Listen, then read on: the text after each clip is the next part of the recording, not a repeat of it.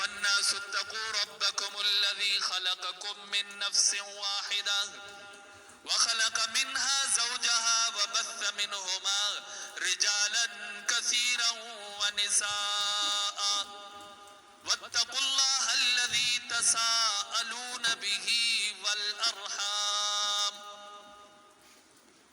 آیت کا آغاز کہاں سے ہے؟ یا ایہا الناس اتقوا، تقوی ہے. دوسری آیت یا ایہا الذین آمنوا اتقوا اللہ حق تقاتہ ولا تموتن الا وانتم مسلمون. کیا مضمون ہے؟ اسی تقوی کا. تیسری آیت یا ایہا الذین آمنوا اتقوا اللہ وقولوا قولا سدیدا یصلح لکم اعمالکم ویغفر لکم ذنوبکم ومن یطع اللہ ورسولہ فقد فاز فوزا عظیما. کیا مضمون ہے؟ تقوی. مفتی محمد تقی عثمانی دامت برکاتہ فرماتے ایک مرتبہ ان کے والد محترم حضرت مفتی شفیع عثمانی رحمۃ اللہ تعالی علیہ فرمانے لگے کہ میں سوچنا شروع کر گیا کہ خطبہ ہم پڑھتے ہیں کس کا؟ نکاح کا. تو قرآن میں نکاح کے بارے میں آیتیں کوئی نہیں ہے. سینکڑوں آیتیں ہیں میاں بیوی کے بارے میں، نکاح کے بارے میں. قرآن اٹھا کر دیکھ لیں کیسے زندگی گزارے، کیسے ان کے آپس کا تعلق ہو، کیسے ہی رشتہ ہے. اللہ نے اتنے آداب بیان کر دیے، اتنے اس رشتے کے مسائل قرآن نے بیان کر دیے، اتنے اس رشتے کے فضائل بیان کر دیے.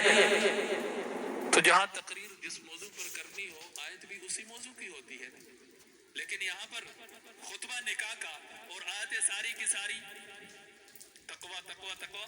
کیوں؟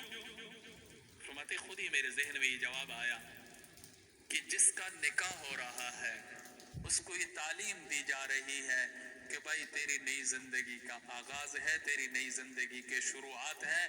تقوی کے حصول کی نیت سے تو نکاح کرے گا، اللہ تجھے متقی بنا دے. اور اسی کو اگر ہم جوڑ لیں آپ صلی اللہ علیہ وسلم کے ایک فرمان کے ساتھ، آپ صلی اللہ علیہ وسلم نے ارشاد فرمایا جب کوئی بندہ نکاح کر لیتا ہے اس کا آدھا ایمان محفوظ ہو جاتا ہے، اور باقی آدھے کے بارے میں تھوڑی سی محنت کر لیں. یہی تقوی والی زندگی اسی نیت سے جب نکاح کیا جاتا ہے. پرسوں میں ایک جگہ پڑھ رہا تھا آج کی اس زندگی میں، آج کے اس ماحول میں، معاشرے میں جس میاں بیوی کا اللہ کے ساتھ تعلق زیادہ ہوگا، جو اپنے رب کے زیادہ قریب ہوں گے، وہ آپس میں بھی ایک دوسرے کے قریب ہوں گے، ان کی زندگی خوشگوار زندگی ہوگی. اور جس میاں بیوی کا اپنے رب سے تعلق نہیں ہے، اپنے رب سے دور ہے، دوری کی زندگی گزار رہے، وہ میاں بیوی بھی ایک دوسرے سے. کدی مولوی صاحب دے گھروں بھی لڑائی دی آواز سنی ہے؟ اسی تو بانڈے توڑ چڑھتے نا گھر دے اندر لڑ لڑ کے، آوازیں اتنی زور زور سے، گالیاں، ساتھ والوں کو پتہ چل رہا ہے آج پھر کم شروع ہوگی. اگر ہم چاہتے ہیں کہ ہمارے گھروں سے لڑائیاں، یہ جھگڑے، یہ فسادات ختم ہو جائے تو ہمیں کس کے ساتھ اپنا تعلق مضبوط کرنا ہوگا؟ اللہ کے ساتھ.